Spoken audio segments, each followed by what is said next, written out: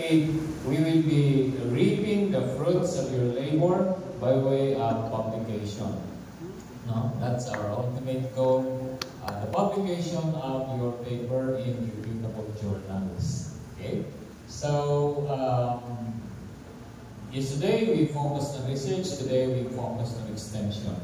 Now, maybe someday we will not just focus on communities, but we will also try to consider that when we talk about communities, we are not just talking about places geographically.